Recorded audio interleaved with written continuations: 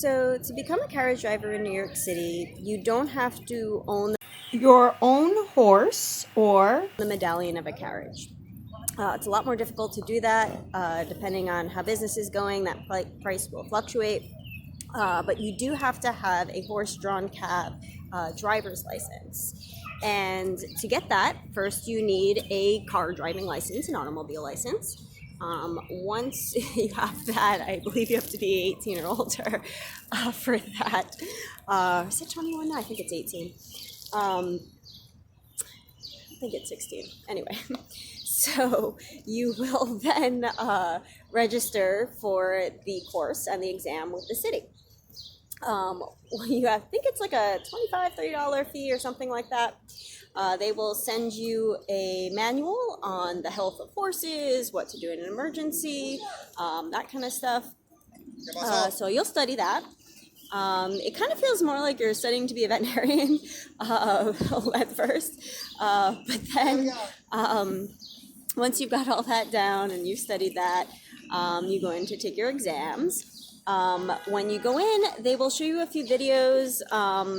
Sometimes they're a little bit more helpful than others. The videos could be like, how to wrap up a horse's leg if they're injured and something like that. Just some helpful stuff. So then you will take a multiple choice test question test. You do not actually need previous experience with horses, but it's a little bit harder to get into it if you don't have experience. But, we are willing to train people on everything from start to finish. You have to have someone fully trained and familiar with horses before they can start driving on their own. So after you take this multiple choice test, if you pass it, you can go on to take the next part of the exam, which is short essay test questions. So, ask you a little test question, you have to write a little paragraph, so you can answer like that.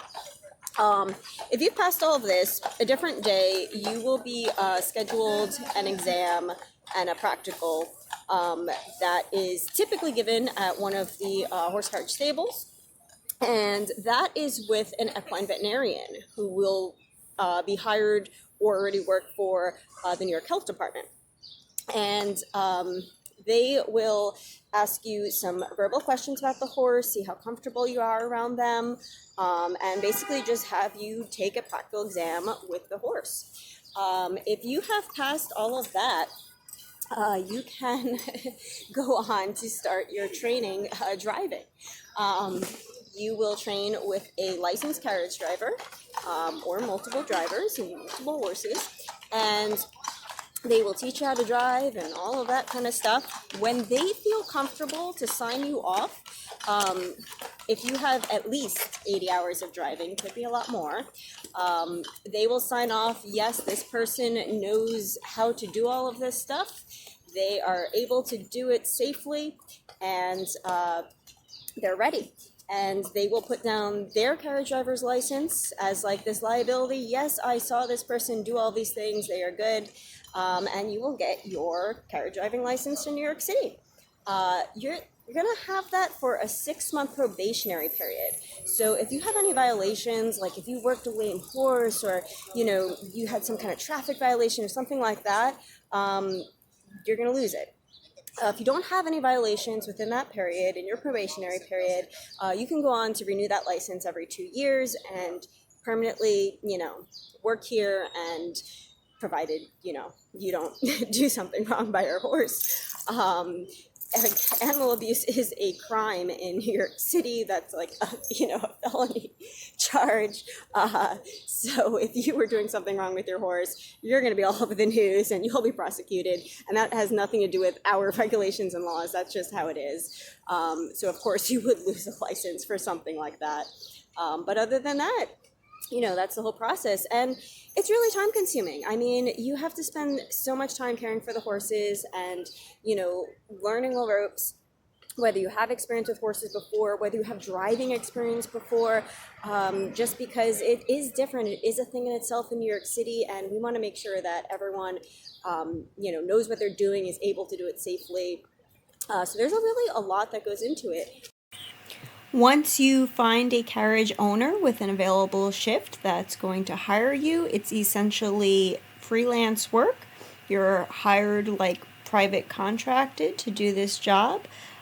We do have a union, but because our boss is basically the city who sets our rules and laws and regulations, the city sets our rate that we charge our customers.